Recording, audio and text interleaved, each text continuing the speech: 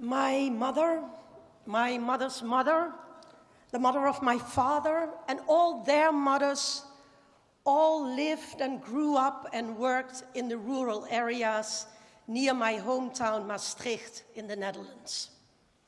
They worked hard. They cared for their families, they cared for the livestock, they looked after the crops, and they are my drive to stand up and speak out for rural women. Rural women produce more than half of the food of the world.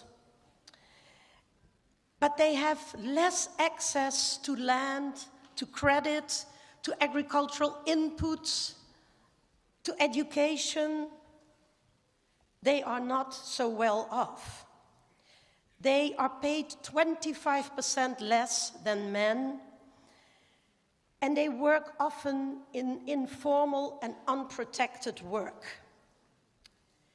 If, however, they would have the same access as men to all the productive facilities, to credit, the number of hungry people in the world could be reduced by up to 150 million people. So imagine this.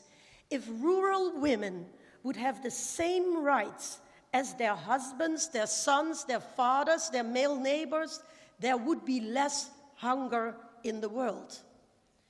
Imagine that we could achieve that. And this is exactly the reason why I am so grateful to Argentina to put the voice and the role of rural women central to Women 20. Thank you very, very much.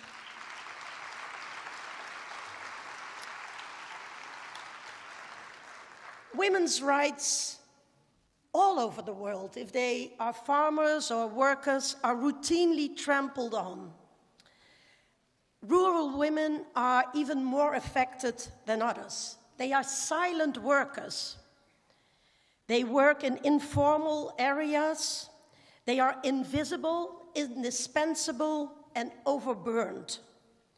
The World Bank says, and I think they're right, that without empowering women, there is no future for rural areas. And so, this is what the leaders of the G20, in fact, all leaders should do. Empower rural women to make sure that they can access all of their rights. There is a very strong business case to make for giving them a voice. And let me just focus a little bit more on that business case. Specifically on if we could not only give them access to land and to credit, but if we could also give them access to sexual and reproductive rights.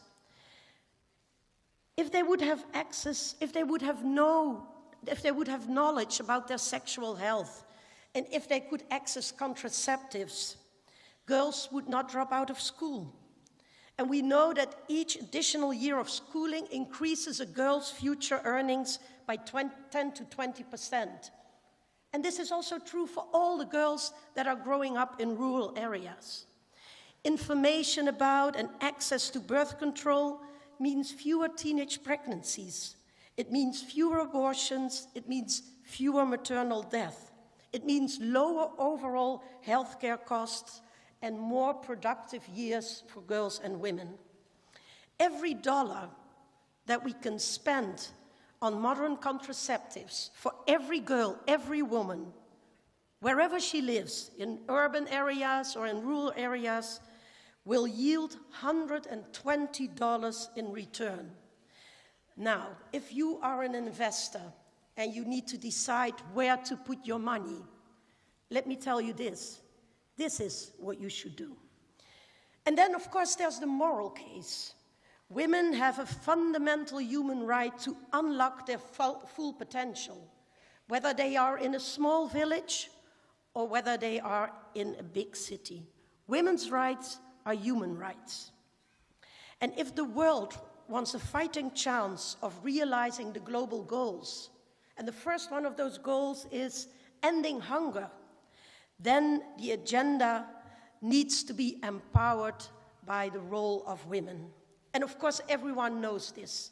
The world community is very much aware of this. But progress is slow, and we're even backsliding. One of the main reasons why we're backsliding is because men decide about the bodies of women.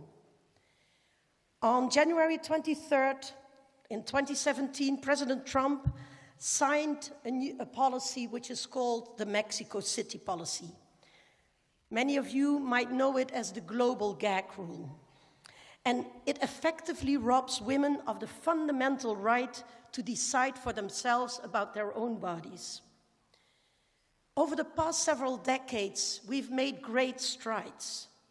Many, many women have access to safe and modern contraceptives, becoming their own boss of their own body. I know, because I traveled a lot and I talked to many women, how important this is to them. And by signing this new policy, the American president took away the opportunity for women to decide for themselves. And I thought, I need to do something. And so I started an initiative which is called She Decides. It's fighting back against the conservative tide. It's organizing women and men all over the world to say a woman needs to be able to decide for herself. It's she who decides about her life and her body. And guess what? Over 60 governments all over the world support She Decides. Countries like Vietnam, Afghanistan, Sweden, Cuba, they all stood up and they said, we are not going to let this happen. We will fight for the right for women to decide. And so when I was here in Buenos Aires and I had the opportunity to talk to so many women and activists and politicians who fought here for the campaign for access to safe and legal abortion, I knew that also Argentina and one day will join this group of governments and citizens that supports She Decides.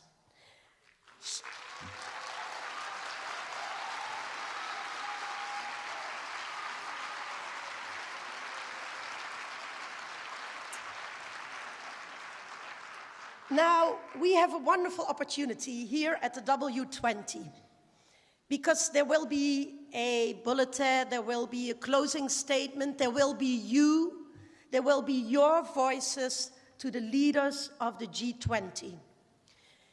If we want to end hunger in this world, if we want women and men to have equal rights, then the leaders of the G20 have to act, and they have to act now. And I'm calling on all of you to continue to fight with us, to join this global movement that stands up for the rights of women. Because when she decides, the world is better, the world is stronger, and the world is safer. Thank you.